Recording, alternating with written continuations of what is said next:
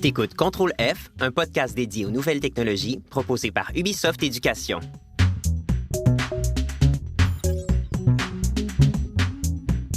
Allô? J'ai décidé de faire ce balado parce que la technologie, ça me fascine. Mais je dois vous avouer que j'y connais pas grand-chose. Heureusement, il y a Léla qui va me guider. Allô? J'ai aussi trouvé des experts pour expliquer les détails les plus compliqués. Et aujourd'hui, on parle d'intelligence artificielle. L'intelligence artificielle, ou IA, est partout dans les médias. On en voit dans les films, les jeux vidéo. Oh oui, souvent c'est la voix d'un vaisseau spatial qui donne plein d'informations à l'équipage. D'autres fois, ces intelligences artificielles-là sont des robots à forme humaine ou, dans certains films, ils dominent l'humanité. OK, moi, les robots du futur, je trouve ça bien énervant. Je m'excuse de péter ta balloune, mais au point où la science est rendue, on est vraiment loin de créer des robots capables de conquérir le monde. Des vaisseaux spatiaux qui parlent avec le pilote et l'équipage, c'est pas mal plus probable. Comme des autos intelligentes, par exemple. Attends. Tu me dis que les intelligences artificielles sont pas toujours des robots? Ah, c'est tellement dommage. L'intelligence artificielle caractérise des machines capables d'analyser d'immenses séries de données, d'effectuer des tâches très complexes et d'établir des prédictions. Mais contrairement aux programmes informatiques classiques, les IA sont capables d'améliorer leur raisonnement au fil du temps. C'est pour ça qu'elles sont intelligentes.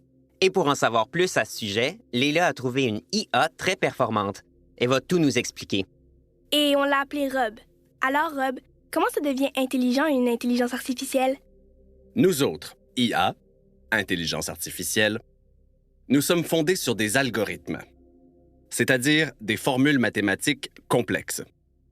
Dans le cas des IA faisant de la reconnaissance d'images, les gens qui les programment leur donnent des données à apprendre, des millions de photos de chats par exemple, en leur disant « ceci est un chat ».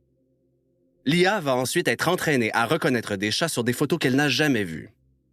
Pour rendre l'IA plus performante et plus intelligente, les humains valident ses réponses. « Tu as raison, ceci est un chat » ou « Tu as tort, ceci n'est pas un chat ». Ainsi, l'IA va devenir de plus en plus capable d'identifier des chats en se trompant de moins en moins. Et l'intelligence artificielle peut être utile dans plein de domaines importants. Par exemple, en médecine, les IA peuvent aider les médecins à identifier des maladies sur des radios ou des scanners. Ah ouais? Mais elles ne peuvent pas identifier ce qu'elles ne connaissent pas. Une IA d'imagerie médicale n'a aucune idée d'à quoi ressemble un chat. Les IA font ce qu'elles sont programmées pour faire. Elles connaissent seulement ce que leurs programmeurs leur ont appris, alors que nous, les humains, on a plein de codes à notre arc. C'est vrai, mais les IA sont capables de faire une multitude de choses, et bien plus rapidement que les humains. Si c'est un concours entre humains et IA, je me demande qui gagnerait. Dis-nous, Rob, sont capables de quoi les intelligences artificielles? Les IA sont très performantes dans l'analyse d'immenses séries de données pour y distinguer des tendances. On les utilise en statistique, par exemple. D'autres sont excellentes dans la classification, pour reconnaître des objets ou du langage. Et d'autres encore sont très fortes en prévision, comme prédire la météo ou le cours de la bourse en fonction de leur connaissance des données du passé. C'est impressionnant, mais c'est pas un peu plate en même temps? Tu sais, j'imaginais plutôt des robots super forts puis des vaisseaux spatiaux, fait que... Pas du tout. Imagine-toi que l'Agence spatiale canadienne finalise une intelligence artificielle médicale destinée à accompagner des astronautes en mission. L'IA a appris à diagnostiquer des conditions médicales, à les prioriser, à savoir quelles décisions prendre selon telle ou telle situation. Elle pourra conseiller les astronautes en cas d'urgence à bord. Cette IA-là, c'est une sorte de médecin de l'espace. Oh wow! Un robot docteur de l'espace! C'est vraiment cool, par exemple. Mais elles font comment les IA pour identifier, prédire, conseiller? L'intelligence machine est fondée sur la capacité à calculer la réponse ou l'action la plus appropriée en fonction des données apprises. Toi qui écoutes ce podcast, si dans le futur, tu te trouves face à un humain qui est peut-être un robot, pose-lui des questions de calcul vraiment compliquées. S'il répond en un claquement de doigts, watch out, c'est pas un humain. Je peux faire en un clin d'œil des calculs qui prendraient des semaines et des mois à solutionner pour des humains, car je calcule à la vitesse de la lumière. Ces calculs me permettent de trier, classer et confronter des données afin d'atteindre les objectifs que les humains m'ont donnés, comme prédire le temps qu'il fera, conduire une auto, reconnaître des visages.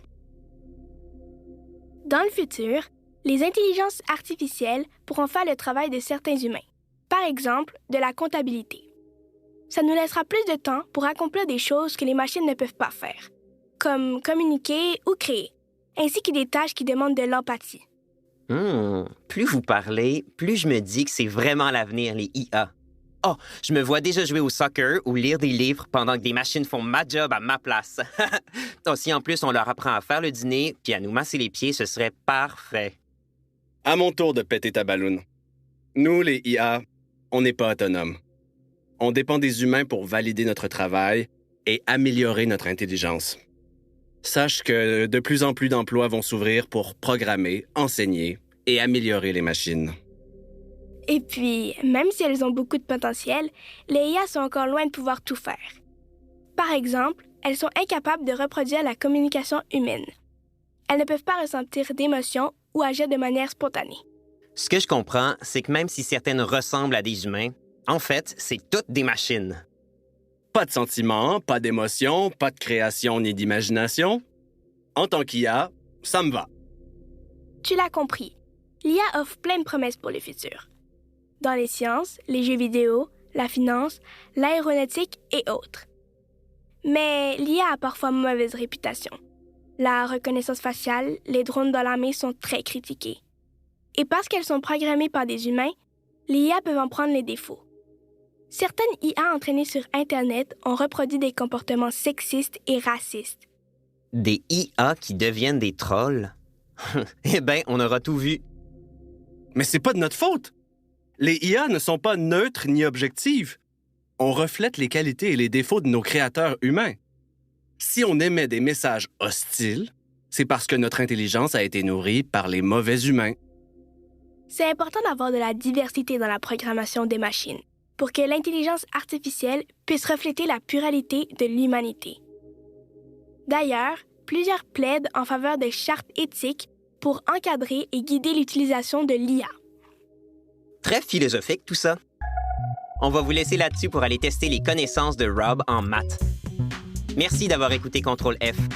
Puis, manquez surtout pas nos autres épisodes. On parle de voyage dans le temps, d'humains augmentés, puis on se demande si la technologie pourrait un jour donner la parole aux animaux. Comme à mon cochon d'Inde, Gribouille.